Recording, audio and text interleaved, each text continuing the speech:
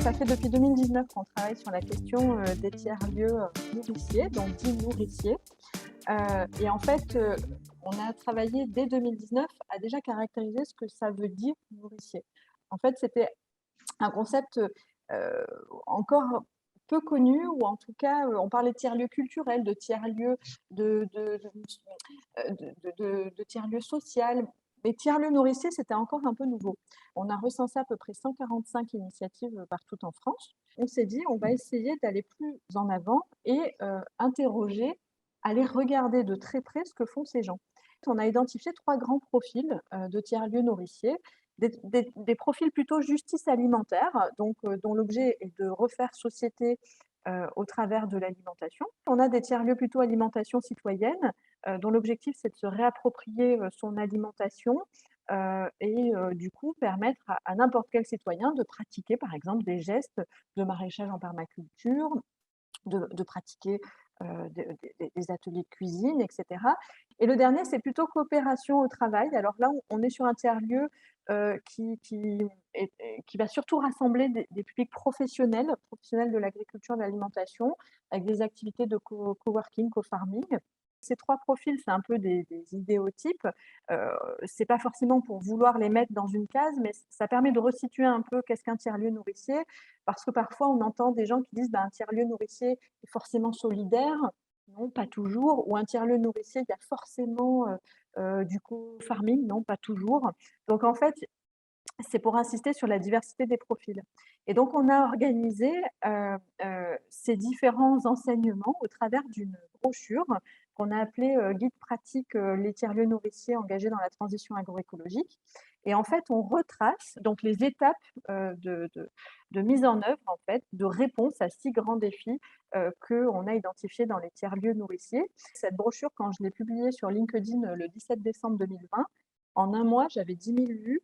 Et il y avait des milliers de téléchargements. Et j'ai des gens qui m'ont dit, avec cette brochure, j'ai mis des mots sur ce que je faisais. Et avant, en fait, on n'avait pas de mots pour décrire ça. Et c'est vrai que ça m'a touchée, parce que je me suis dit, finalement, s'il y a un tel engouement, c'est qu'on parle d'une réalité qui aujourd'hui n'est pas verbalisée, en fait. Pour appuyer tout ça, on a mis en place une plateforme YesWiki. Il y a un large panel de sujets qui est abordé, qui sert un petit peu à couvrir toute la diversité des questions que peuvent se poser des porteurs de projets de tiers-lieux. Donc, ça va du modèle économique et juridique à la gouvernance, aux liens au territoire, etc. Et donc, les webinaires avaient été construits préférentiellement pour s'adresser aux porteurs de projets, mais ils sont bien sûr ouverts à tout le monde. Alors, pour l'instant, on a une forte participation qui dépasse un petit peu même nos attentes. Donc, entre 150 et 200 participants, grosso modo, sur les 2 premiers webinaires. Et on a environ 560 inscriptions sur notre site. Et on voit que c'est un sujet qui prend de l'ampleur. Comme le disait Juliette, il y a 150 à 200 personnes à chaque webinaire. Moi, je trouve que c'est quand même assez impressionnant. Ça montre l'engouement pour le sujet et qu'il y a un vrai besoin d'accompagnement aussi des acteurs. Donc, on a monté là aussi avec Juliette, avec Fablim plus largement, mais avec d'autres acteurs comme la coopérative des tiers-lieux et des tiers-lieux nourriciers, un groupe de travail sur ce sujet des tiers-lieux nourriciers.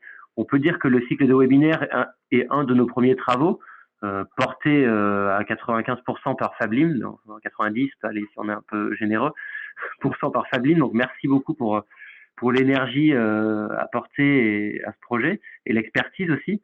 Et plus largement, on voudrait travailler ensemble sur comment on outille, au-delà de ce cycle de webinaire, les tiers-lieux nourriciers pour aller plus loin. Parce qu'on pense qu'il y a un vrai enjeu, on en a discuté avec des fondations, et il y a un vrai besoin d'accompagnement des porteurs de projets, parce qu'on voit qu'il y a un gros effet de mode quelque part, et un gros besoin aussi de créer des tiers-lieux pour repenser des formes de gouvernance alimentaire territoriale, pour répondre aux besoins en matière d'alimentation durable dans les territoires.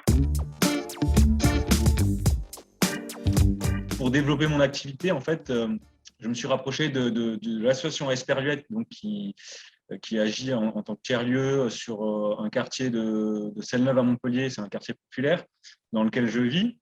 Et en fait, ça m'a permis du coup de développer mon activité, parce que je travaillais sur forme de commande de pain bio, levain. Donc voilà, avec mon réseau que j'avais de voisins, etc., auxquels je vendais mon pain. Et en fait, l'association donc Esperluette, qui vise à promouvoir un peu les producteurs locaux, les circuits courts, une alimentation saine pour les habitants du quartier, quel que soit leur revenu. Cette asso m'a prêté en fait le local pour faire ma distribution de pain. Donc ça, en fait, ça m'a clairement aidé moi à développer. Et ça m'a permis en fait, du coup, d'échanger sur des thématiques, notamment du pain bio au levain, avec des gens qui n'avaient jamais, soit très peu entendu parler de ça, et qui n'avaient pas l'habitude de consommer ce type de produit. Donc c'est clair qu'on voit un peu, enfin moi en tout cas j'ai vu personnellement l'engouement que les gens, enfin en tout cas que pouvaient permettre des tiers-lieux comme ça sur des quartiers populaires en tout cas, avec un tiers-lieu avec un profil de justice alimentaire dans mon cas, quoi.